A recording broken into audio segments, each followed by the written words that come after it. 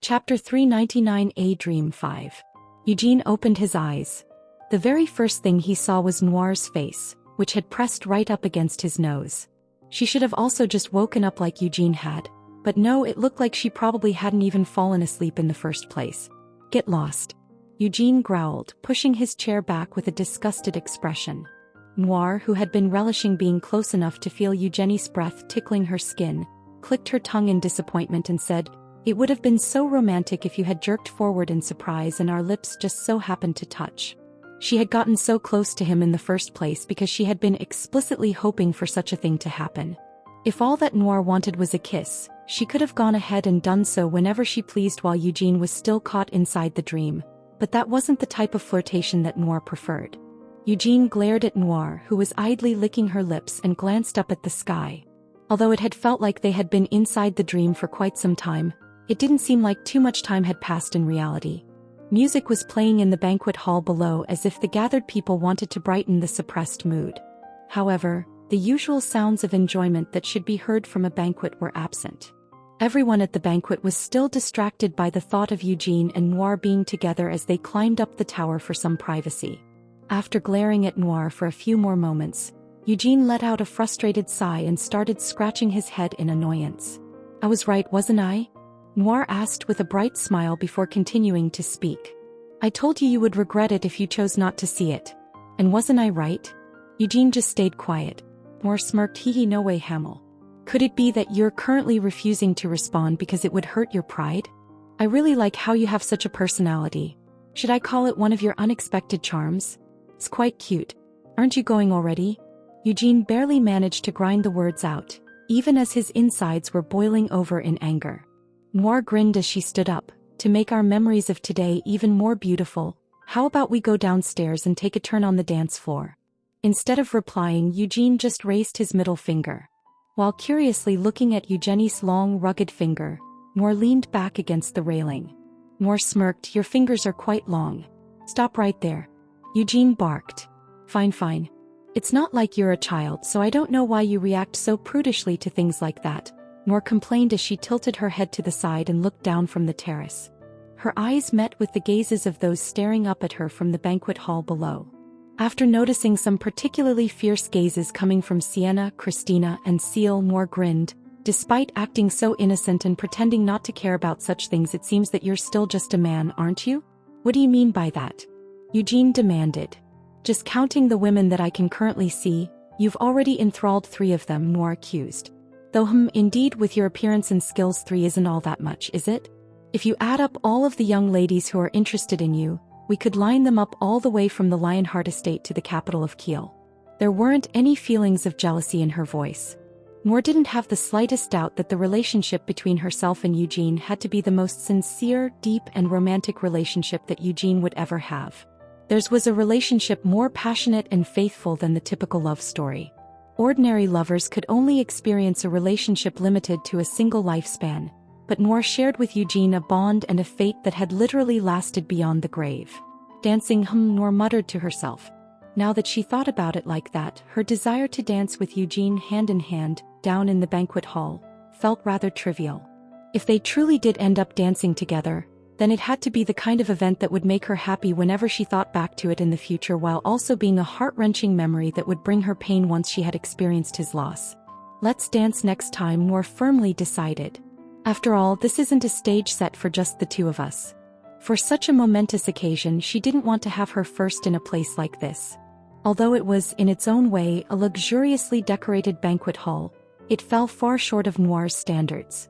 With a giggle, Noir unfurled her black, bat-like wings. "If you decide to come to my city just to have fun rather than kill me, they'll be sure to give you a sincere welcome." Noir gently waved goodbye to Eugene as she rose into the air. Without getting up from his seat, Eugene glared at Noir as she flew up. Noir climbed to the ceiling, which had been charmed to look like the night sky, and easily passed through the physical structure before disappearing. Eugene let out a long sigh once he was sure Noir had indeed left. While tilting his chair back onto its hind legs, Eugenie's brow furrowed in thought. "She's even more of a monster than I thought," Eugene admitted to himself. The queen of the night demons, Noir Giabella. Even 300 years ago, That woman could already be counted as one of the handful of higher-ranking demon folk that were the strongest of all the demon folk apart from the demon kings. But now she had accumulated enough strength that there was no longer any need to exclude the demon kings. During the few times that he had met her in the past, Eugene had already been able to sense Noir's strength and how high-leveled she was. However, this was the first time he had properly experienced Noir's ability. The dream that he had seen just now was incredibly realistic, so much so that it would have been impossible for him to realize that it was a dream if he hadn't known it was a dream from the beginning. In the dream, it wasn't just Noir who served as the center of the dream, which had seemed vividly realistic. Everything that she had seen and experienced had also seemed genuine. Just on a basic comparison, she is much stronger than Iris, Eugene judged. Powerful enough to make even Raizakia feel insignificant. Even if Iris had shown up in front of her as the new Demon King of Fury, Noir would still have been able to look down on her in amusement. Eugene frowned. Just in terms of her dark power alone, she has already far surpassed the level of an ordinary Demon King. Since that crazy bitch didn't take any precautions, I was able to maintain my awareness, but in a fight where they were both genuinely determined to kill each other, would Eugene still be able to stay aware? Noir was a monster that could turn even a fleeting drowsiness into an unending slumber with just a touch. Even if it was just for the blink of an eye, if Eugene were to fall asleep, his consciousness might be drawn into an endless dream. What was even more horrifying was that Noir's use of hypnotism and entrancement that she cast through the demon eye of fantasy could actually target more than one person at a time. So even if you lead an army of soldiers that numbered in the hundreds of thousands, it would all be meaningless in front of the Queen of the Night Demons. This had already been proven in the distant past during the era of war, when Noir had easily led a large army, numbering 30,000 in all, into the wilderness before drowning them. Now that she had become incomparably stronger than she was back then, no matter how many soldiers were brought against her, they would all be annihilated the moment they entered Noir's sight. Eugene sighed. At least there's some good news. I'm able to resist it. But what about Sienna and Anise? 300 years ago they had suffered a lot due to Noir, but they still had been able to show some resistance to the ability from the very beginning. Would that still be possible now? The conditions weren't exactly the same. The past Noir was weaker than she was now, and she hadn't been able to use the demon eye on someone standing right in front of her.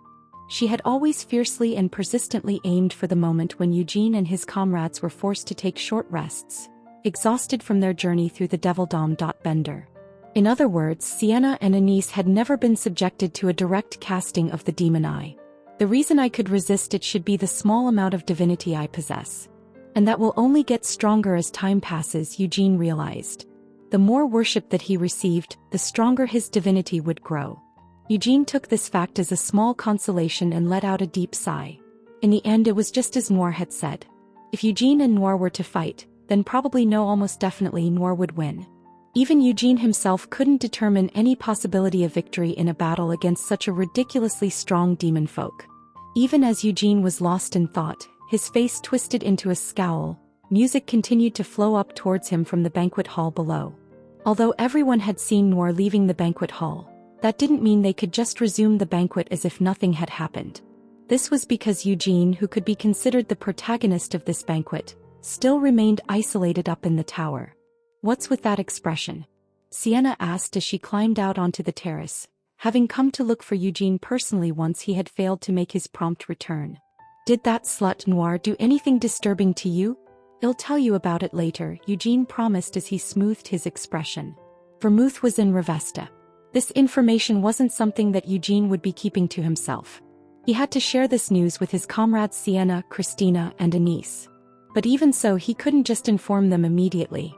This luxuriously decorated banquet could be described as the conclusion to the triumphal festive commemoration of the hero, Eugene Lionheart's first defeat of a demon king. The atmosphere here had already been chilled by the sudden intrusion of the demon folk. If Eugene were to lower the mood even further, this banquet would be ruined. "We can't let that happen," Eugene decided. For the sake of the guests who had come here, or rather, to prevent any damage to their reverence for the hero, Eugene would have to return to the banquet with a calm smile on his face. Sienna pursed her lips as she examined Eugenie's expression. Then she handed Eugene a glass of champagne she held in one hand. "There's no way that you did something you can't talk about with that slut, right? So even you are going to insinuate strange things like that?" Eugene grumbled as he accepted the drink. Although it wasn't a beverage usually meant to be swallowed down in a single gulp, he poured the champagne down his throat to soothe his upset stomach. Instead of continuing to ask more questions, Sienna burst into laughter. "If you're feeling better, my disciple, then let's head down together." Eugene smirked. "Something feels off when you use that sort of tone with me." After exchanging a few light-hearted words with each other, Eugene and Sienna descended into the banquet hall together. Eugene could feel gazes following each and every one of his actions. Although everyone looked curious about what kind of conversation might have taken place between Eugene and Noir, no one was willing to ask about it outright. "By any chance, did you manage to learn what brand that swimsuit came from?" The only one who would ask such a question without caring about the attention it would draw her was Melkith.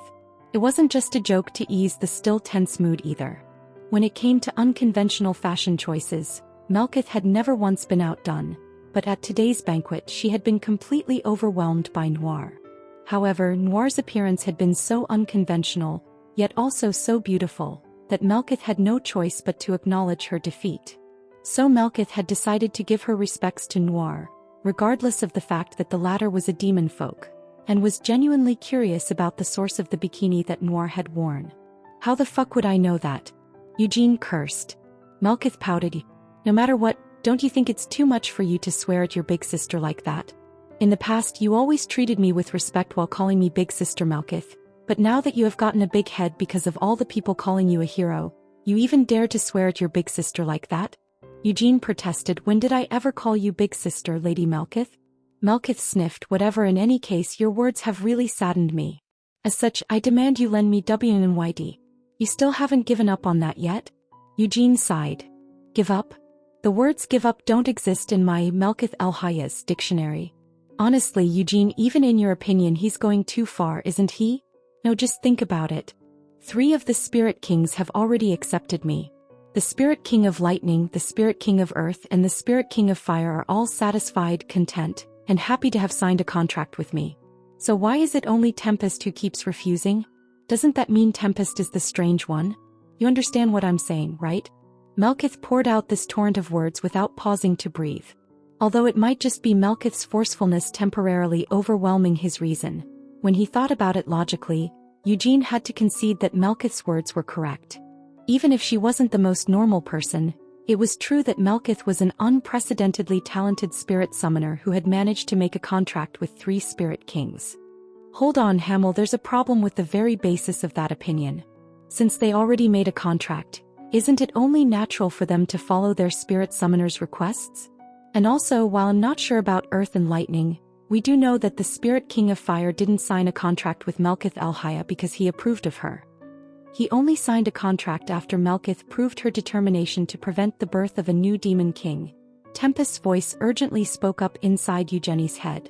Since both sides had a point, Eugene nodded with the grave majesty of a stern Supreme Court justice and pronounced, "If that is how Lady Melkith feels, I am willing to lend you WE for some time, subject to certain conditions."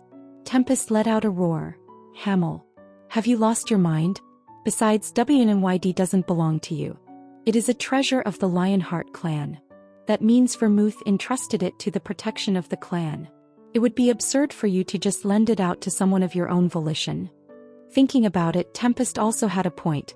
Back when he was studying abroad in Arath, Eugene had to get the guarantee of Carmen and the Knights of the Black Lion as a whole to briefly lend WE to Melkith. However, at that time, Eugene had only been a 17-year-old teenager, and he hadn't yet been recognized as the hero. It was also his first time meeting Carmen. "Is that okay?" Eugene turned his head and asked. "But what about now? Just who do you think I am?" Eugene asked Tempest. "The god of war Ogroth. The pride of the Lionhearts. The hero of light. The Black Lion." As long as the conditions are appropriate, Carmen readily agreed to Eugenie's request with a nod. "It's not like you're handing it over completely, so it doesn't really matter if it's just allowing her to borrow it for a few days." The council head Klein nodded along in acquiescence. "Eugene, just do as you wish." Gilead also gave a final nod of approval. "Gah!" Tempest let out a terrible scream. "Kaya!" Melkith cheered in excitement. Her shout of joy completely changed the atmosphere in the banquet hall.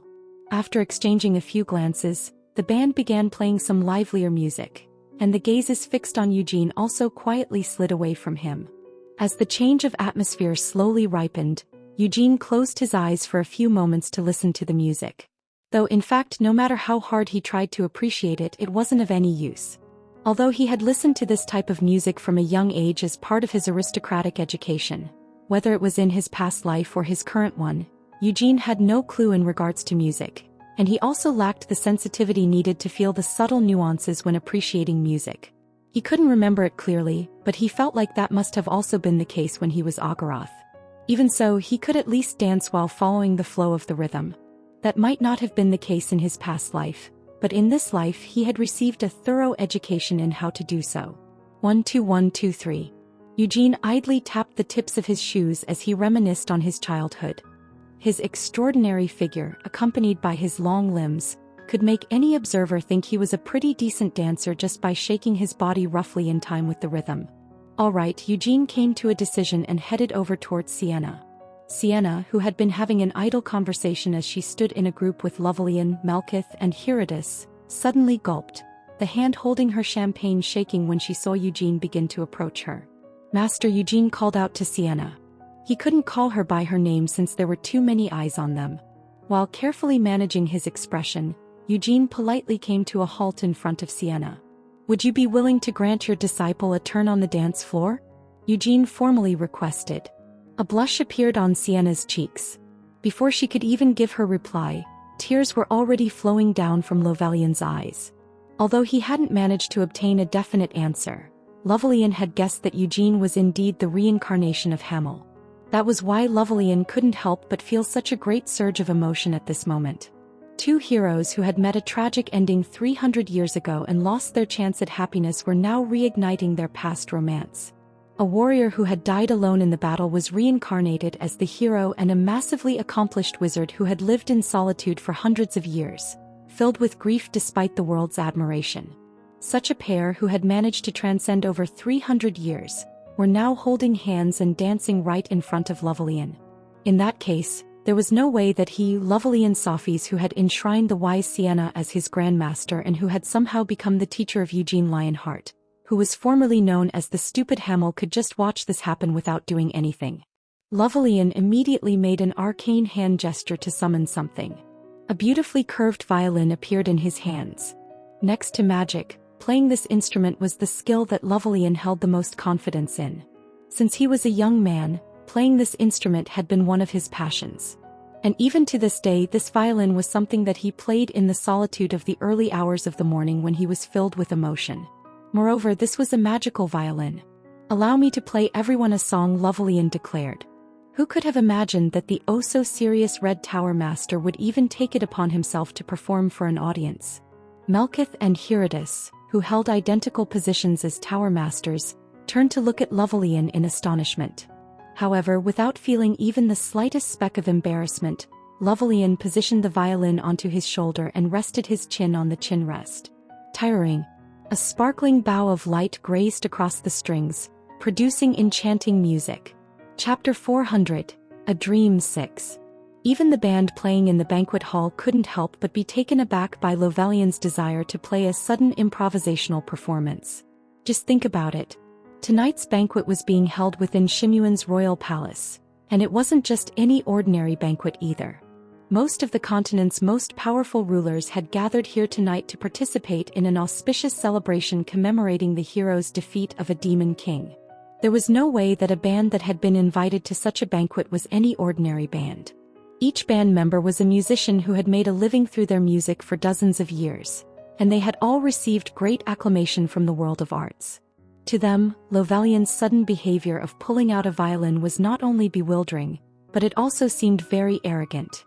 However, such thoughts disappeared into thin air the moment Lovelian began to play the violin. This was an arch-wizard of the 8th Circle, one of a handful who stood at the top of the magical field in the entire continent. This was the Red Tower Master, grand disciple of the wise Sienna and Eugene Lionheart's magic teacher. But all thoughts of his identity disappeared because the way he played the violin was so incredible that it was impossible to believe that this was a man who had devoted his entire life to magic. Of course, there was some sound correction from the violin's enchantments, But even without that, Lovelian's musical skills were indeed excellent. They hadn't seen the notes of the song ahead of time, but the band immediately began to harmonize with Lovelian's performance. The rich melody that this created resonated throughout the banquet hall. Eugene hadn't been planning to draw this much attention, but since the sword was already drawn, he had to go ahead and cut the knot. 1. Calming his nerves, Eugene began to step in time to the music. Sienna had never been taught how to dance, but she moved agilely, following Eugene's lead. This is... Sienna gulped nervously as she stared into Eugene's eyes. Because the distance between them was so close, when she raised her head, all Sienna could see was Eugene's face. Likewise, Eugene had also bowed his head slightly to look down into Sienna's face. Seeing Eugene from this angle, that of a tall, handsome man bowing his head slightly to look down at her, Sienna's shoulders trembled, and she unconsciously avoided Eugene's gaze. Sienna silently screamed, "Why does he look so handsome today?" No, that wasn't it. He had always looked this handsome. Though using handsome to describe his scar-covered face from his previous life might be a bit controversial. In a way, Hamel's scowling face could be said to have exuded a sort of charm. The charm of someone who looked like a scumbag, but whose actual personality wasn't that of a scumbag at all. In other words, he wasn't actually all that ugly, but his looks were seriously undervalued because of all his scarring and his foul expressions. Of course, this was just Sienna's subjective opinion, but if someone else were to say in front of Sienna, "Doesn't Hamel's face look really ugly?" Sienna would surely chastise them no matter who they might be. Unlike Hamel, who required the addition of such complex and detailed descriptions to justify his handsomeness, Eugene was just plain attractive. No matter who saw him, they had to admit he looked good. But currently, in Sienna's eyes, it felt like he looked much more handsome than he usually did. This damn bastard had been like this ever since 300 years ago. Sometimes, and this was truly extremely occasionally, he would do such out-of-character things that could shake a woman to her core and leave her heart pounding wildly. As Eugene and Sienna began to dance, other people started making eye contact with each other and forming up in pairs. Most of the guests who had come to this banquet weren't just those who already stood at the heads of large families. They were also mostly middle-aged people of high social status. However, it wasn't like there weren't any young people, half of whom were young knights, and the other half were the young nobles of Shimuan. The nobles were actively moving around, making connections with the other people in the banquet hall, chatting with them or inviting them to dance. Many young ladies were also approaching Cyan. After all, he was Eugene's brother and the Lionheart clan's next patriarch. Though no matter how much they might dream of it, it was impossible to think of becoming his wife. But if they were somehow able to build a lasting relationship with him today, they might just end up becoming his concubine one day. The young ladies who came looking for Cyan were all children of Shimuan's high-ranking nobles. But even so, they weren't in the same social class as the Lionhearts. So whether it was for their family's sake or their own ambitions and future, they eagerly approached Cyan. Cyan actually felt awkward being placed in such a situation. This was because, while he had imagined being at the center of such female attention numerous times, he had rarely ever experienced it in person. Since he had been influenced by Eugene from a young age, Cyan had also devoted most of his time to his training. Not only that, but being mindful of his position as the next patriarch, he had also been educated in various fields of studies, so he hadn't had much free time to enjoy things like parties. The only parties that Cyan had attended were those where he was accompanied by his mother and Scylla, or parties attended by the other high-ranking nobles of Kiel. Because everyone at those latter parties was wary of drawing Ancilla's attention, the young ladies who had been in attendance had rarely approached Cyan. As such, Cyan was left speechless as he stared straight ahead with a melancholy look in his eyes. For the first time in a long time, his mother was smiling shyly as she danced while holding hands with his father. Lady Sienna and Eugene were dancing in the center of the banquet hall. Cyan ground his teeth, even that bastard Gargith. With his huge, burly build and long beard, Gargith looked like a man in his late 30s even though he was still in his mid-20s. The formal dress that he was wearing was covered in frills, going beyond the point of just looking out of place, being straight-out hideous. However, even Gargith, who had such a terrible sense of fashion, was dancing with a charming, noble lady. And it wasn't just Gargith. Among all of the men that Cyan knew, there wasn't a single one who wasn't dancing right now. Even Guion, who was well past a marriageable age, Caesar, the vice-captain of the White Lion Knights, and even more surprisingly Ivatar, who was from the wild rainforest. If he wanted to, Cyan could also have been dancing. After all, many young ladies had approached him asking to dance together. However, all of those young ladies had been turned away, and now the only one standing next to Cyan was Amun-Rur, whose formal dress looked like it might burst apart if the man exerted even a little bit of force. "I really should have brought Isla with me," Amun said regretfully. "Seeing you and my daughter dancing together would have been such a nice sight." Cyan laughed awkwardly. Yes. Son-in-law, I honestly feel moved by your behavior.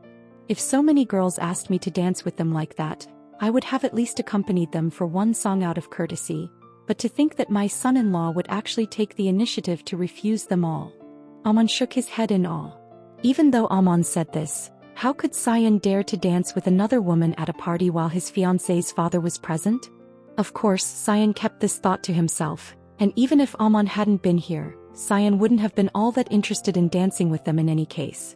That was because he could feel that the women who had approached him were all blatantly trying to establish a relationship with the Lionheart clan in any way they could. Cyan wasn't the only one who wasn't dancing. There were also Christina and Anise. The saints were continuously gulping down wine without a pause as they stared at the center of the banquet hall. "Are you disappointed that you didn't get to go first?" Seal asked as she stood next to them with her lips set in a pout.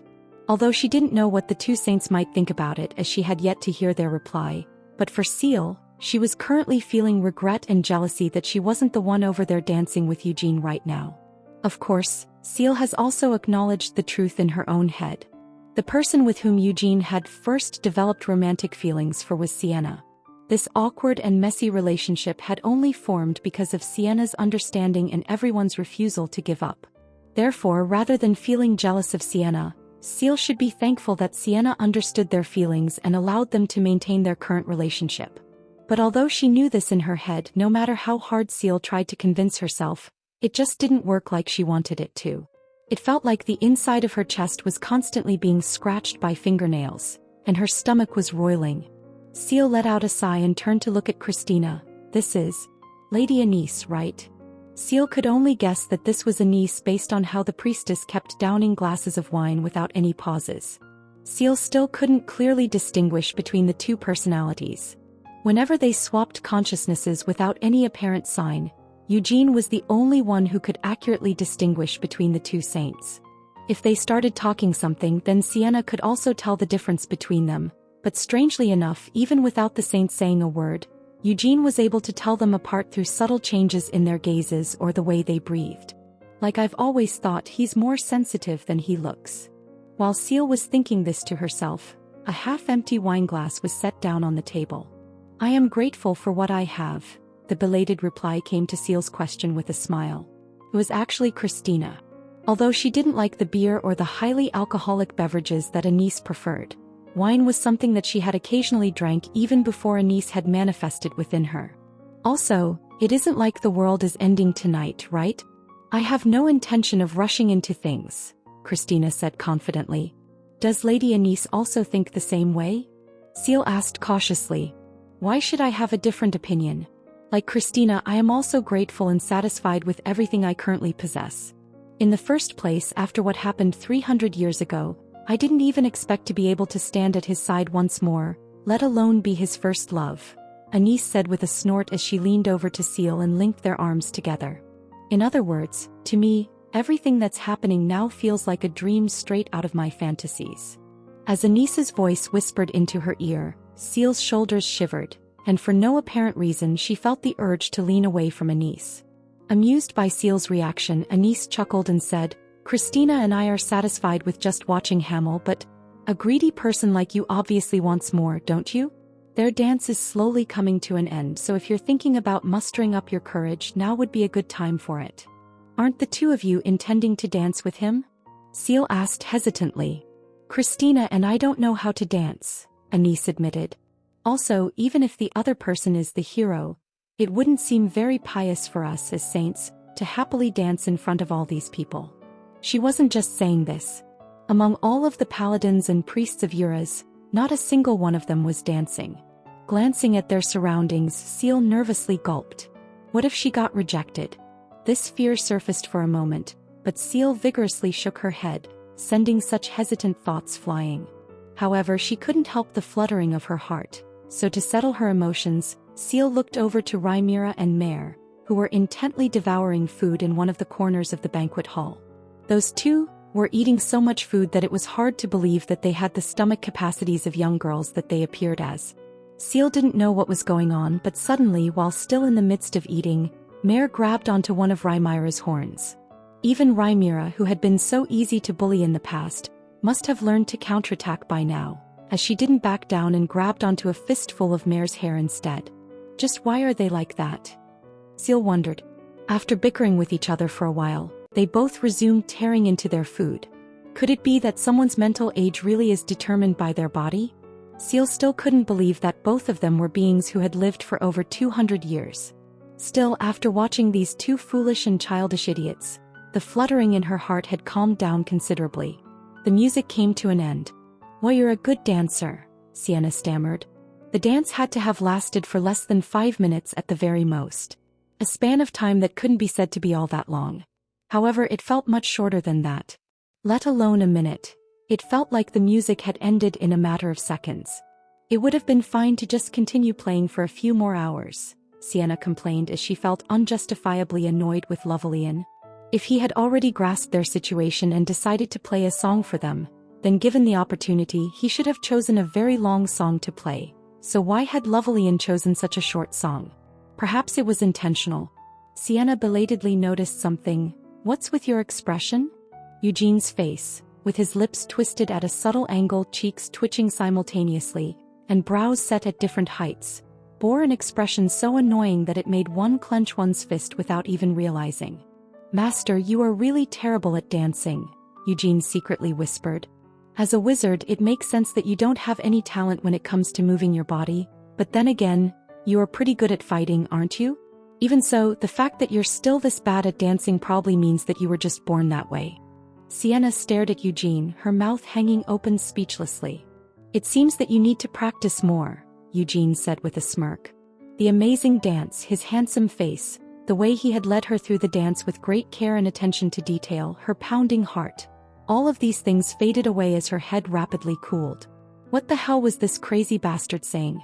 As her tightly clenched fists shook with rage, Sienna glared at Eugene. "Hold on," Sienna suddenly hesitated. She recalled the casual conversation that they had had, reminiscing about the royal ball from 300 years ago before they landed at the port. At that time, neither Hamel nor Sienna were any good at dancing. Now, after 300 years had passed, Sienna still couldn't dance. This was because, after Hamel had died, nothing in the world could make her want to dance. On the other hand, Hamel had learned how to dance quite well. Sienna was pretty much the same as she had been a long time ago, but far too many things had changed for Hamel. However, even with that, it wasn't like Hamel had ceased being Hamel. Even if his face, body and name had all been altered. The man who was currently standing in front of Sienna was still the same man that Sienna had fallen in love with. If it was the Hamel from 300 years ago, he would definitely have teased her like that after they had finished dancing. Sienna was confident that she had understood his good intentions. This kind-hearted son of a bitch had said some bullshit like that because he didn't want Sienna to feel saddened and also because he wanted to show her that he hadn't changed from what he was like in the past. "Thanks," Sienna said, smiling despite the dampness in her eyes. Embarrassed by how tears kept welling up in her eyes, she turned her head away slightly. Why is she crying? Eugene wondered. Could she really have been that hurt because he teased her for being bad at dancing? Eugene pondered this question as he stared at Sienna. Surprisingly, the understanding that Sienna had reached was flawed from the very beginning. Eugene hadn't said such a thing for Sienna's sake. He simply wanted to tease her because she really was terrible at dancing. But even the wise Sienna wasn't able to discover the truth immediately. While feeling a surge of joy, she stumbled backward, away from Eugene. Just a moment ago she had wanted to continue dancing, but now she felt like if she did continue to dance with him, she might burst into tears. Staggering backward, Sienna was quickly supported by Melkith, who had no idea what was going on and was helped into a chair. The music changed. But what kind of coincidence was this? The song that was now being played was familiar to Seal, who had heard it in her youth, as it was the song that she had often listened to along with Eugene when they had been receiving etiquette training at the family estate. This must be fate, Seal decided as the inside of her head brightened optimistically. That's right. What was the point of hesitating now that things had come to this point? They were just dancing to the music. Although this palace wasn't the mansion back at the Lionheart estate, it wasn't like this would be her first time dancing with Eugene. While receiving etiquette training, she had held hands with Eugene and danced in time with him more than once.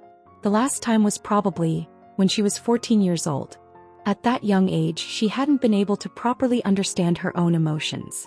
The urge to tease Eugene and give him a hard time had held a stronger sway over her heart than the potential embarrassment, so she had deliberately stumbled numerous times whenever they had danced together. This was just a case of Seal having fun while thinking that it would be funny if they fell over each other.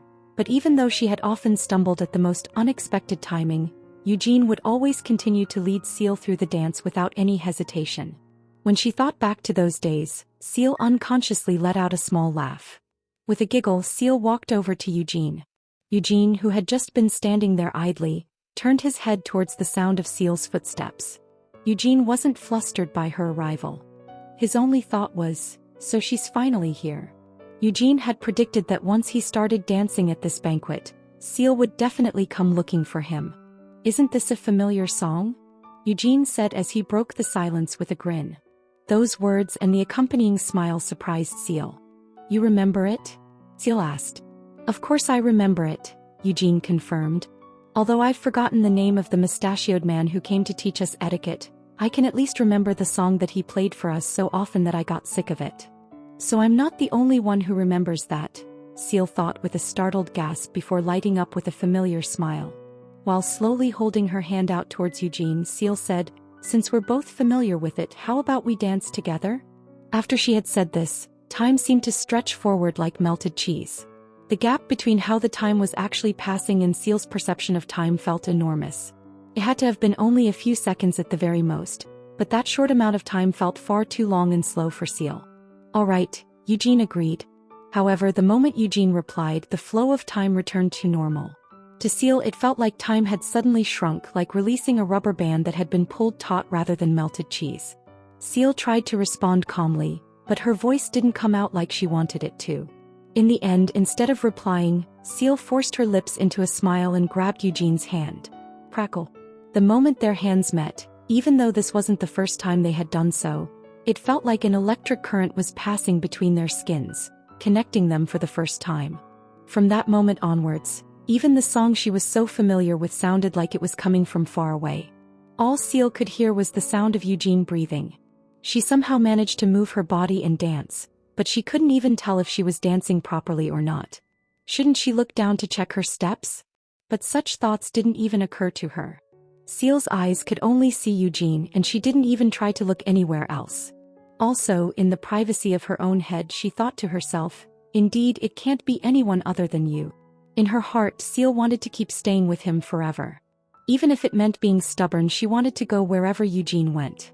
But that won't do, Seal sadly realized. This was the same song they had often listened to when they were young. The same dance that they had once danced together. But by now many things had changed. Aside from the fact that neither of them were children any longer, Eugene had risen to an extremely high and distant position.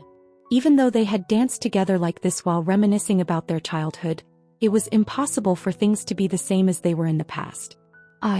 Seal leaned her body forward slightly. The lines of the dance weren't disturbed, but thanks to the fact that Seal was leaning in so close to him, it looked as if they were hugging.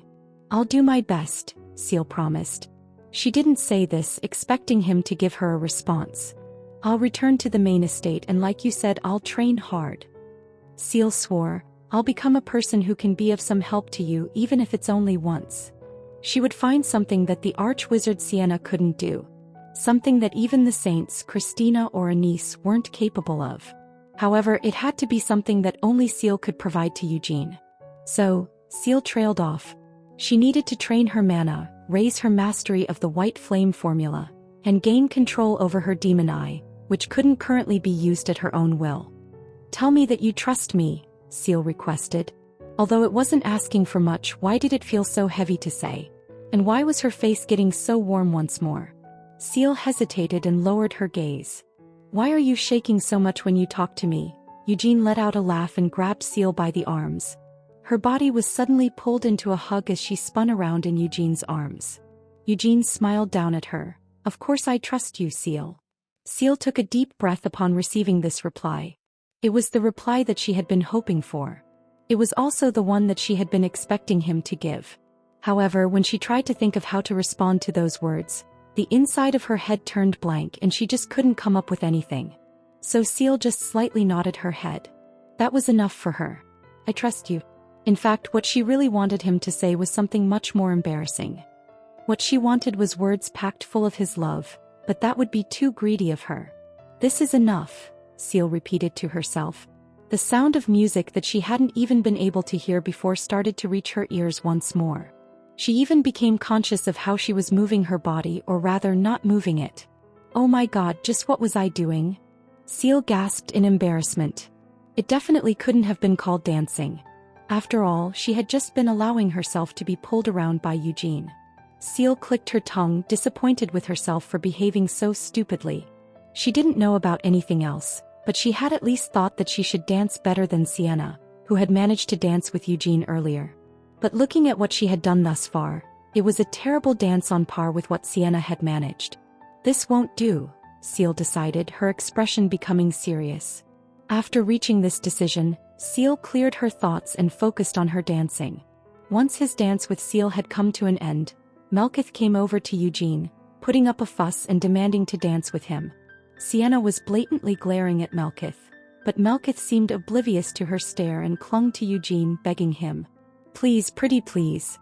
In the end, Eugene was only freed after Lovelian and Herodotus managed to wrangle Melkith. "Did you enjoy dancing with them?" Next, Eugene had to face the questioning of Christina and Anise as the two poured alcohol down their throats like it was water. "We have no intention of dancing in any case, so we didn't feel any childish jealousy as we watched you dance. However, we've been drinking on our own until now and you haven't had any drinks so far, right? As such, you should at least accompany us for the rest of the night," they insisted. Despite her saying they didn't feel any jealousy, the light in her eyes was cold-blooded. A lot of people approached Eugene hoping to have a short conversation with him. But even someone like Ivatar was intimidated by the look that Christina and Anise gave him, so no one was actually able to speak to Eugene. In the end, Eugene just sat next to Christina and gulped down his drinks until the party came to an end. 1. The original text says, "Cut something," but that sounds a bit limp to me, so I made it into a reference to the Gordian knot. Chapter 401. Sacred Statue 1. The festival had drawn to a close and guests from foreign lands had taken their leave. The members of the Lionheart family, too, journeyed back to Kiel and the Black Lion Castle. Though they had come to Shimuan for Eugene without hesitation, the Black Lion Castle, which was the border stronghold, couldn't be left unattended for long. Yet not all had departed. "When do you suppose we'll do it?" came a voice. While the King of Aroth, the court wizards and the tower masters had left, Melkith remained in Shimuan. From early dawn she sought out Eugene, and even now she trailed behind him while nagging incessantly. "What are you talking about?" Eugene asked, feigning ignorance. Her eyebrows twitched in irritation. But instead of showing anger, she rubbed her hands together while flashing a pitiful smile. "Oh, Eugene, we had such a good time yesterday, didn't we?" "I thought so, but did you not?" Melkith said. "Don't say something like that.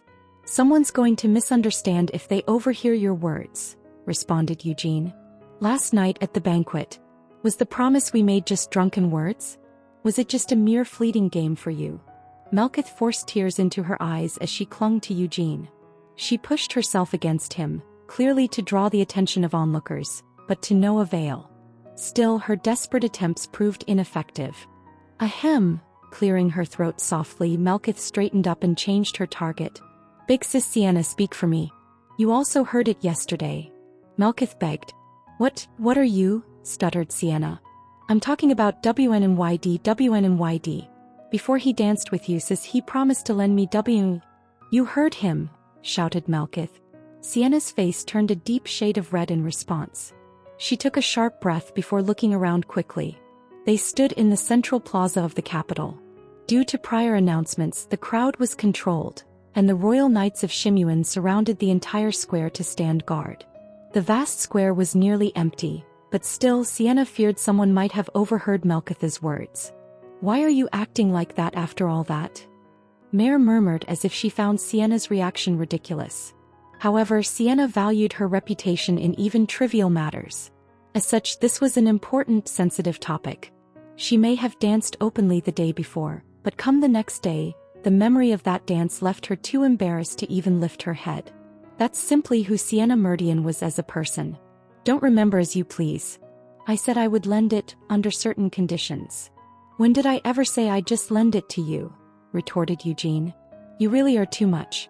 After all I've done for you, do you really have to go nitty-gritty over the small things?" Melkith asked, sounding hurt. "When have I ever directly asked for your help? You always took it upon yourself, Lady Melkith. And every time I received your assistance, I believed I paid a fitting price," Eugene stated coldly. Eugene, such words are really unkind. A fitting price. Our relationship is not so transactional. If I want to help, I help. If you wish to lend, you lend. Isn't that better? Look at me. I, the White Tower Master, Melkith Alhaya, flew to this distant southern land just to celebrate with you and stand by your side against any possible danger. Melkith waved both arms in frustration as she grumbled. Yet Eugene snorted in derision and responded, "Why do you put on such airs? You weren't the only one who came for me. Frankly, if we're talking about great people, isn't the Blue Tower Master Herodis Usland an immensely remarkable being?" Ugh. But Melkith was interrupted before she could respond. "While the Blue Tower Master is not my mentor during my studies in Arath, he provided me with insights on magic several times. He also stood by me during the hearings," continued Eugene. Melkith's response was cut short once more. "He even came to Shimuin for me this time, yet the Blue Tower Master never once demanded anything from me," declared Eugene. "Shouldn't you at least give something in return then? Maybe send a return gift or so?" Melkith finally retorted. She felt that Eugene was simply too shameless, to the point of disbelief, and glared at him with narrowed eyes. At her words, Eugene felt a pang of guilt and thought, perhaps I should send a New Year's gift. Yet the immediate concern wasn't his relationship with the Blue Tower Master, was it? Eugene snuck a glance at Melkith as she approached and asked, "Have you considered any terms?" "I've thought about it, but it's tough. You have so much, Eugene. Even if I were to give an artifact from the White Tower, it would pale in comparison to what you possess. And giving money? Even my entire fortune wouldn't meet your eyes," complained Melkith. "That may be true. I'm not saying I need something right now." Even so, Eugene left room for negotiation. Melkith was an unparalleled master of spirit magic, and she would prove crucial for the upcoming battles.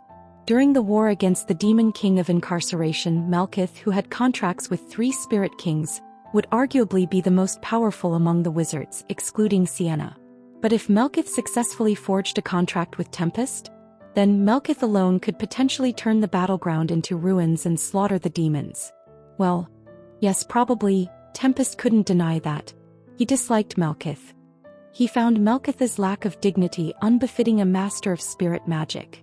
In addition, the human Melkith Alhaya was too peculiar. However, setting that aside, no one could deny Melkith's genius. Thus, Tempest made his own resolution. The storm was bound by regrets from 300 years ago.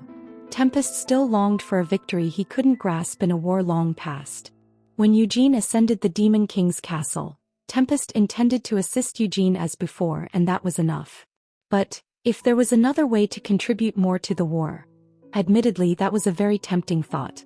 "You don't need artifacts nor money. Then there's only one thing I can offer," said Melkith after contemplation. Slowly raising both hands, Melkith pointed a finger gun at Eugene and mock-fired. "I offer myself," she declared with a wink. Eugene's face twisted in shock and Sienna's eyes went cold. A chilling sound of bones cracking emanated from beneath Christina's concealed robe. Melkith hadn't expected such a reaction and she awkwardly lowered her hand. My body and heart," she stuttered. "Do you want a beating?" questioned Eugene. "Really, that's too much. How can you say that to your sister?" "Okay, I get it. Just listen, don't leave," Melkith said as she hastily drew forth a quill from within her robes and traced letters in the air. As she did, the space where she inscribed the characters folded upon itself and transformed into a sheet of white parchment. Handing the crisp paper to Eugene, Malkuth said, "Know what this is?" "What is it?" asked Eugene. "Behold, a Malkuth coupon. If you use this, well, I'm not going to honor requests to die in your stead, kill myself or whatnot, but I'll oblige most other requests," said Malkuth. Was this some sort of magical contract? Eugene mused as he examined the silvered Malkuth coupon.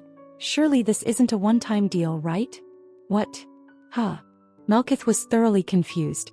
It seems rather unfair. If you were to form a pact with Tempest, the accord would last for decades. Yet you'd heed my request just once for brokering it.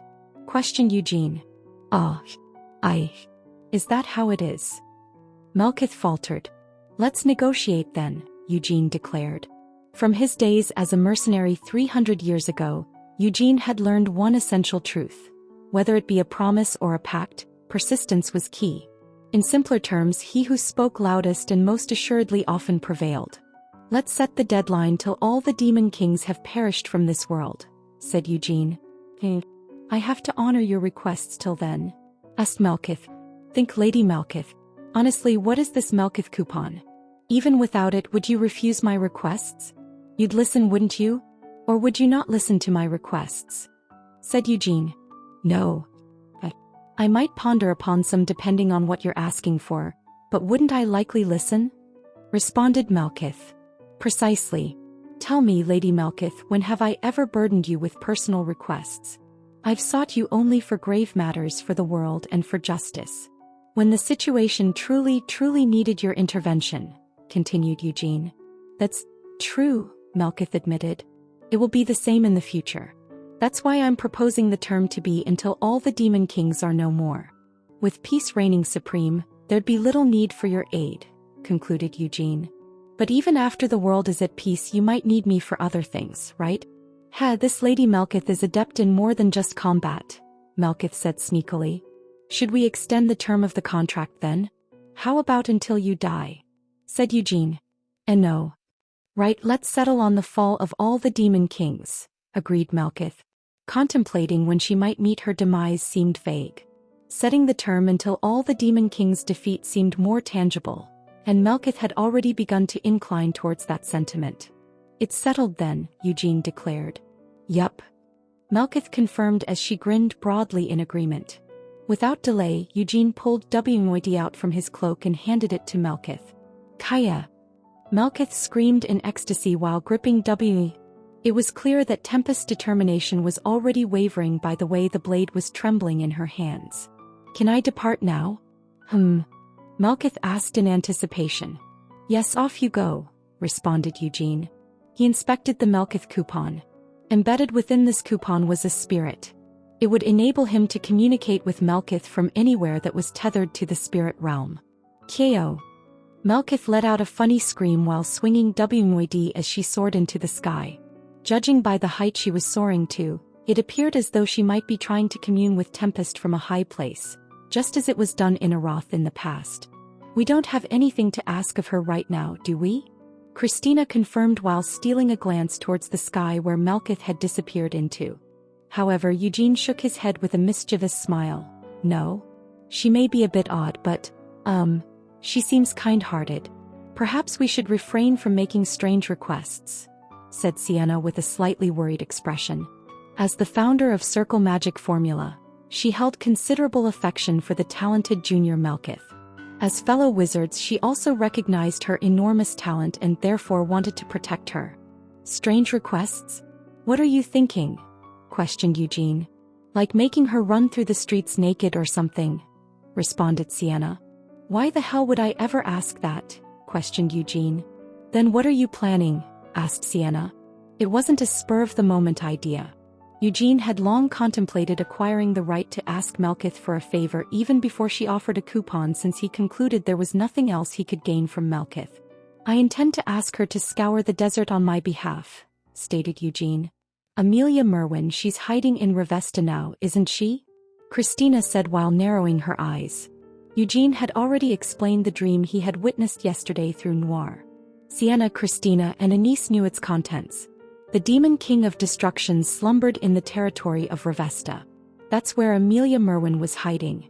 Meanwhile, Vermouth was sealed in what could be considered the Demon King's temple, bound to a chair by chains. The dungeons of the Nahama Desert have the second largest number of black wizards after Helmuth. With Sienna's return, the Black Tower of Aroth had collapsed on its own.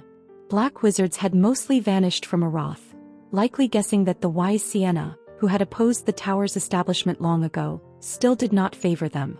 Most had either returned to Helmuth or sought refuge in the dungeons beneath the Nahama Desert. Amelia Merwin can't hide in Revesta forever. At some point she'll have to leave. But we don't have to just wait for that. Amelia Merwin held no official position in the desert kingdom of Nahama. However, it was an unspoken truth that she was the Sultan's closest confidant, even if she held no official title.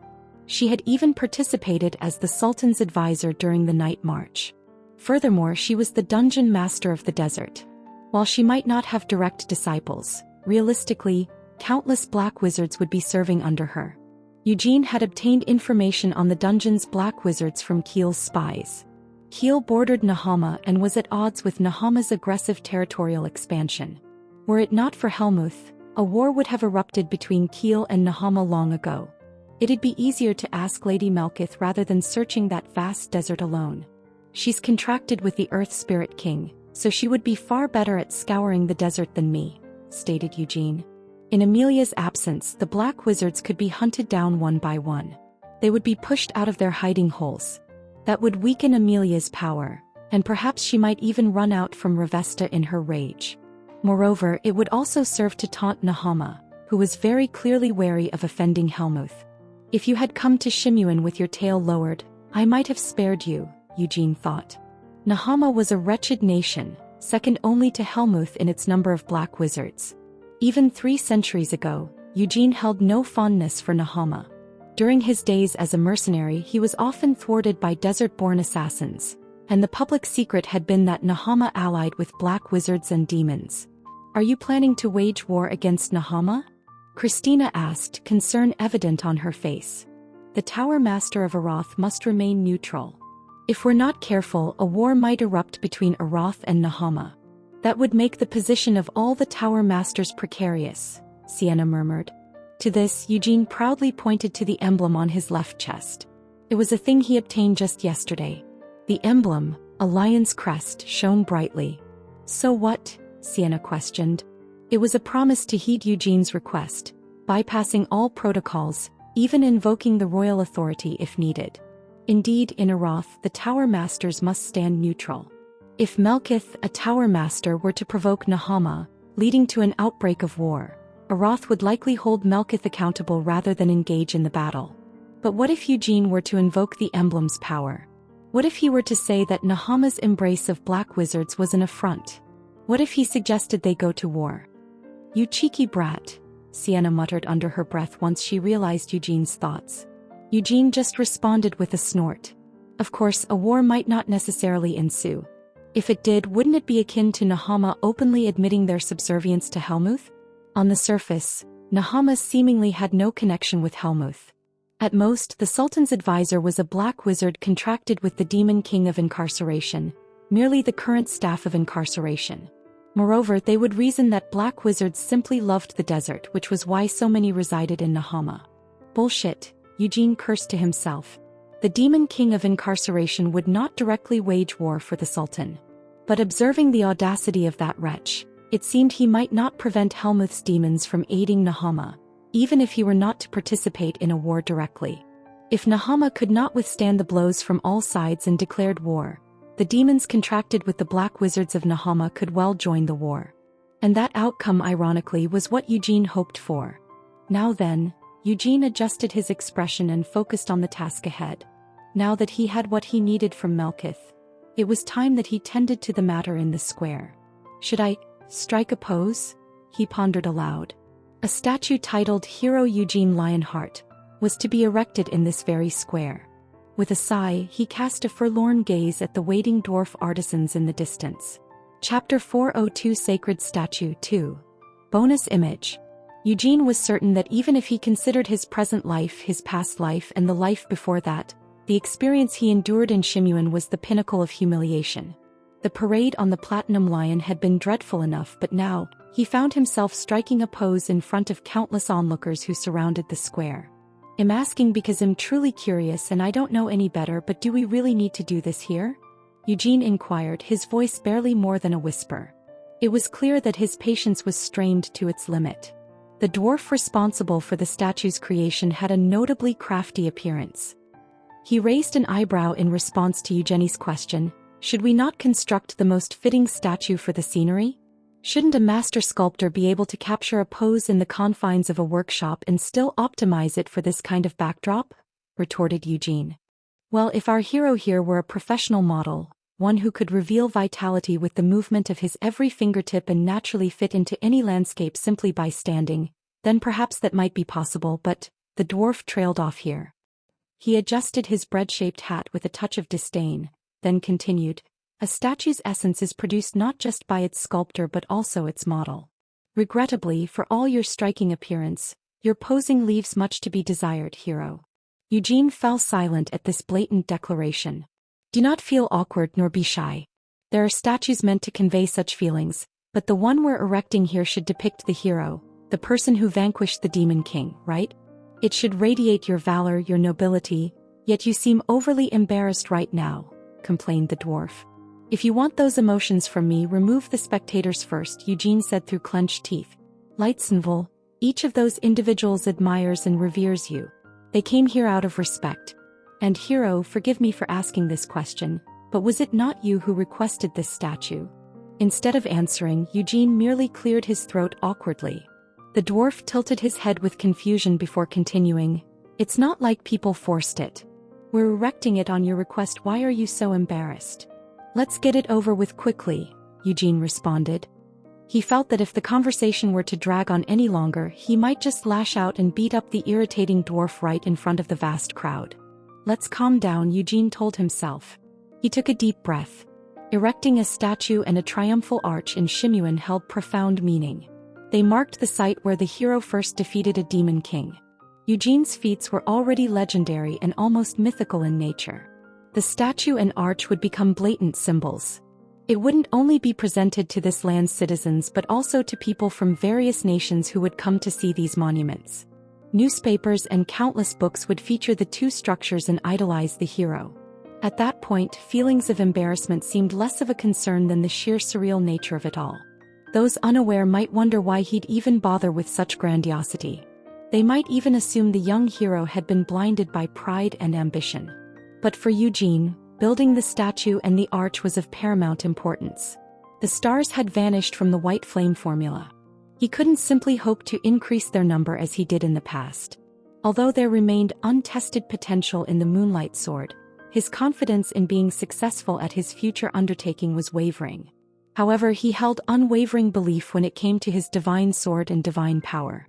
The more he was revered as the hero, the stronger his divine power would become, and so too would his divine sword. Just as the demon kings drew strength from terror and awe, gods grew stronger with worship and faith. If Noir had transformed the entirety of Giabella City into a factory for life force, Eugene needed to harness faith and reverence from the people of the continent. His cheeks burned less with shame when he thought of the situation that way. As per the words of the dwarf, he needed to look proud, brave, and pure to model for the statue. With renewed determination, Eugene took on a pose he deemed the proudest, bravest, and most pure. A statue indeed, just like a statue. Siena boasted of possessing countless such statues. Without exaggeration, there were dozens of Siena's statues in Arath alone. Well, that was if one counted the statues scattered throughout Arath, along with the ones in the city of Pentagon with its soaring towers. And was that all? The wise Siena was the oracle and beacon for wizards of this age. As such, her statues were commonplace even outside Arath. To exaggerate slightly, almost every location related to magic housed a statue of Siena. It wasn't much different for Anise. The faithful Anise was considered among the holiest saints of Eurez, alongside the great Vermouth. In fact, she was even more adored and beloved than Vermouth by the people in Eurez. Thus, there were dozens of Anise's statues in Eurez, as well as many more when counting those erected in countries that followed the Church of Light. But what about the statues of the stupid Hamel? Sure, they existed. However, this much was clear. While there were statues of the hero and his companions which depicted all 5 of them, there was only a single statue of Hamel that stood independently. At my tomb, Eugene thought angrily. The very thought made his insides boil. Hamel's homeland was the kingdom of Tiraz. Yet most in Tiraz wouldn't even know Hamel hailed from their land.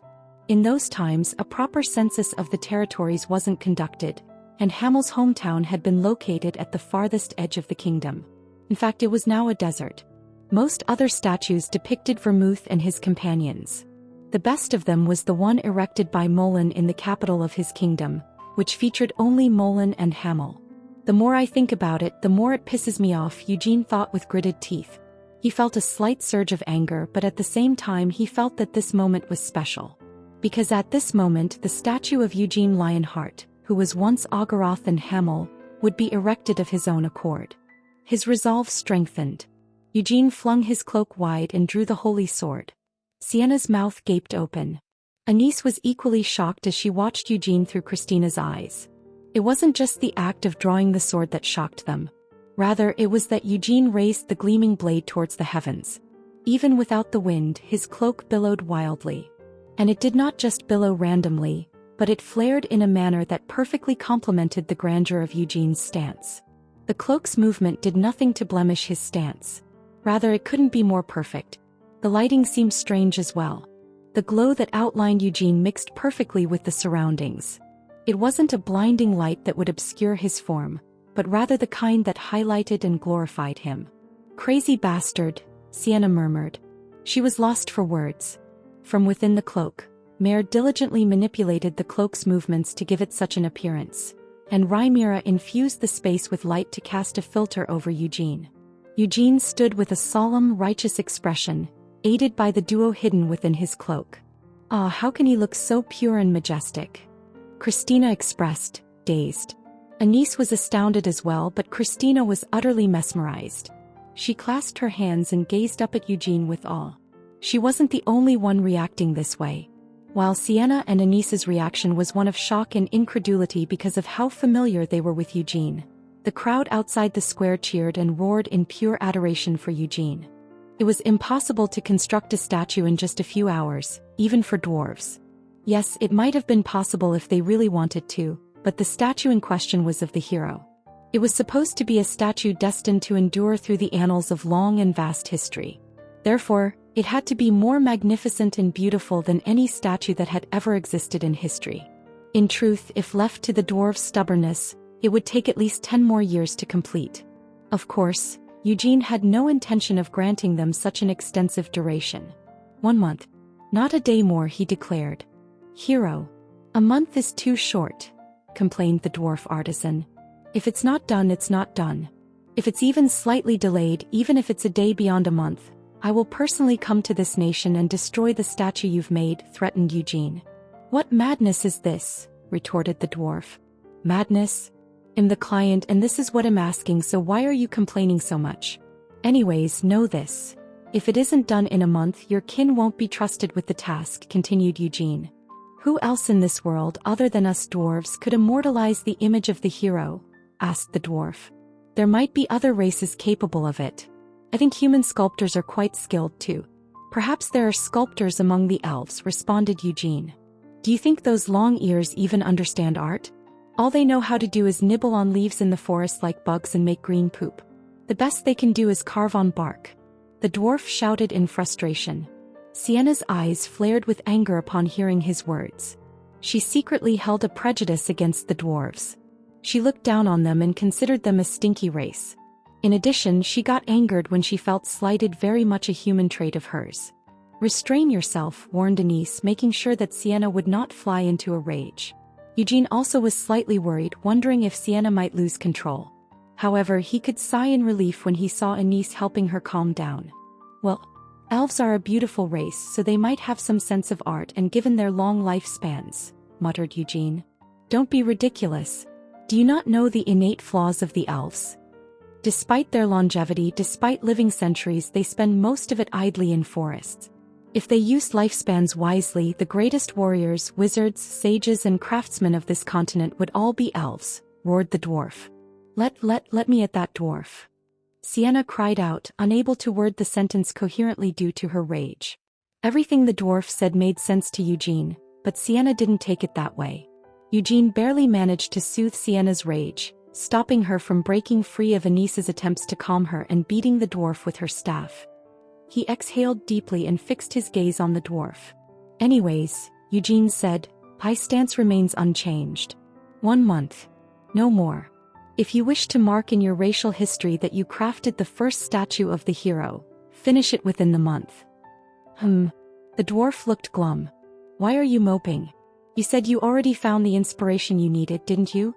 Questioned Eugene. The pose Eugene had demonstrated was firmly etched in the dwarf's mind.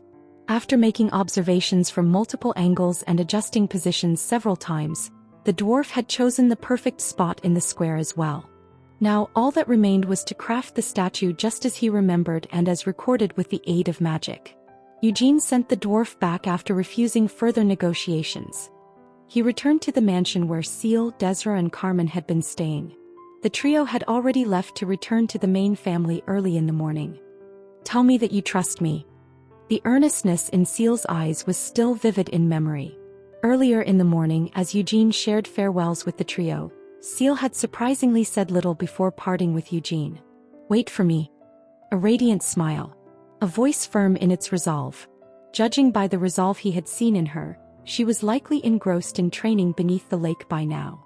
We have nothing else to do in Shimuan, right? Eugene asked.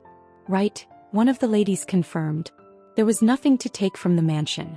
Everything had already been sent back home, including the 2 exits given by King Osiris, 10 dwarf artisans led by Gundor, and the corpse of Raizakia Eugene had stored in the cloak. Although setting up a new workshop would take some time, by midsummer at the latest, the dwarves would disassemble Raizakia's body and craft armaments for the Lionheart clansmen. We can set out tomorrow, Eugene replied while stretching out on the sofa.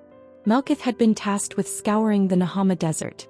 It was deemed that rather than Eugene, the hero, making a move from the beginning, Melkith would receive a better reception in Nahama as a neutral party. In the meantime, Eugene and his comrades decided to head to Roar. Shouldn't we get that fool Molan a gift or something? Sienna's eyes sparkled with mischief as she spoke. Though Eugene and Anis had met Molan just last year, for Sienna, this reunion was nearly 200 years in the making. Didn't you say that the idiot's already half crazy? What's good for mental health? How about a canvas and a set of paints? Maybe he can paint when he feels unstable, joked Sienna. You seem to misunderstand, retorted Eugene. Molan isn't trapped and helpless like you. He can get what he needs on his own. How about magical shackles then? Not ordinary ones but magical ones that I craft personally, suggested Sienna. Why on earth would you suggest that? Questioned Eugene. As a gift for Molan. It'll make him shackles he can wear when he feels like he's losing it, responded Sienna. Do you think you're the demon king of incarceration or something? Eugene asked, flabbergasted. Sienna looked at him, taken aback. Don't you think calling me a demon king is a bit too much? That was indeed an inappropriate analogy, Sir Eugene. Please apologize, Christina intervened. Yes. I'm sorry, Eugene conceded. He was forced to, with both of them acting so humorless. Sienna contemplated for a moment before resuming. I think the canvas and paints might be a good idea. Like you said, Eugene, even if Molan can get what he needs, I doubt he'd buy a canvas and paints. He might have a talent for art, you know, Anis chuckled while recalling the past and sipping on her drink. Don't you remember? Whenever we camped, Molan used to carve sculptures out of rocks and logs when there was nothing else to do. Anis laughed heartily as she shared in this memory. Eugene's memory too had resurfaced. Indeed, just as Anis had said, Molan's sculptures had been reasonably nice. Molan is better than the elves, commented Eugene. You piece of what did you just say? There are artists among elves as well. Even my own brother paints beautifully. And there were some elves who sculpted, retorted Sienna. Then why are all the renowned craftsmen of the world dwarves? Questioned Eugene. Bender. That's because elves aren't as greedy as dwarves. To elves, everything in the world belongs to nature. It's not a thing to trade with money. Elves don't obsess over leaving behind art. Once made, it's returned to nature. Sienna argued with trembling shoulders. Of course, Eugene had no interest in the truth of Sienna's claim. He gave a casual response and glanced over at Mare and Rhaenyra, who were engrossed in a game on one side of the room. Both looked extremely serious. However, whenever the two of them played any game, it was rare for one to decisively win. If it seemed Mare would win, Rhaenyra would turn the tide and vice versa. "Are you planning to test the Moonlight Sword where Molan is?" asked Denise. "Well, if the Moonlight Sword goes berserk again, calming you down might be more a job for Molan than us," commented Sienna. Molan was as strong and durable as he was simple. The Moonlight Sword might repel mana, magic, and even divine power, but Molan's strength would likely prevail against it. But wasn't the reason Molan lost his mind related to the power of destruction? Wouldn't the Moonlight Sword adversely affect him? Sienna questioned after some thought. "Then I'll just smack some sense back into him," responded Eugene. "What if both you and Molan go berserk?" asked Sienna. "Then you guys can beat some sense into us," Eugene responded simply. "What in the world are you saying, you crazy bastard?" Sienna asked with a baffled look. Eugene chuckled and waved his hand dismissively. "I don't know about me. But Molan will be fine." "How can you be so sure?" questioned Sienna. "Because it's Molan," answered Eugene. "Every time you become strange, suffer, or go mad, I'll call you a fool and come to beat you up." It was a conversation he had with Molan before parting. "Molan, you're not alone. You haven't weakened either. Why? Because I've taken blows from you like there's no tomorrow. That alone proves your strength. You're still a brave and strong warrior." It had been a clumsy and awkward consolation. Eugene had offered these words while on the brink of death after being beaten by Molan, as he received support from Christina and Anise. Yet having shared that conversation, Eugene believed in Molan. "I agree with Hamel. Molan is fine. It's true his mind had been unstable, but we met Molan only a year ago," Anise chimed in with a smile of agreement while sipping her drink. She had been listening to their conversation in silence. "Molan, you are the only one capable of fulfilling this mission. Even if we were all alive, we would have had to entrust this to someone. Not just Sir Vermouth, but even we would have asked you the same." When Anise said as much, Molan had responded. "Then I have no choice but to do it. This is pissing me off." Sienna's face flushed with anger as she listened. "What you're all recalling now is from when I wasn't there," she said. "That's right. It was when you were sealed within the World Tree," Eugene replied nonchalantly. Anise, however, whispered with a serpentine smirk, "Yes, Sienna. This is a memory you don't share. It's one between Christina, Hamel, Molan, and me." Sienna's fists trembled at her words. "Let's ask Molan to lose his mind once more." "Not completely, just about half," Sienna declared. "Are you crazy?" Eugene asked, shocked. Sienna snapped. "I mean, he should only pretend to go mad. Don't overthink it. Just recreate the situation when I wasn't there. I just want to say something plausible to Molan when he regains his sanity." "Why enact such a scene? We could simply meet Molan and tell him directly," said Anise. "If we greeted each other warmly and then blurted out such words, wouldn't it seem strange?" asked Sienna. "You've always been peculiar." "No need for unnecessary worries now," retorted Anise. With a snort, she poured more wine into her cup. Sienna pouted, pondering what words she would have for Molan. She suddenly exclaimed, "The northern lands are cold, right? Winter clothes? No. A hot river." "You mean a hot spring?" asked Denise. "Yes, a hot spring." Molan boasted about the hot springs in his homeland. "We couldn't go 300 years ago, but now we can," Sienna trailed off before coughing awkwardly. She glanced at Eugene, then at Anise, who held her cup mid-air. After a pause, Sienna said, "I meant with you, Anise." "Yes, I see. I remember. 300 years back we made a promise, Sienna. You and I would bathe together in the hot spring." In the face of Sienna's sudden enthusiasm, Anise, who'd harbored a glimmer of hope, showed her clear disappointment with her clumsy attempt at recovery.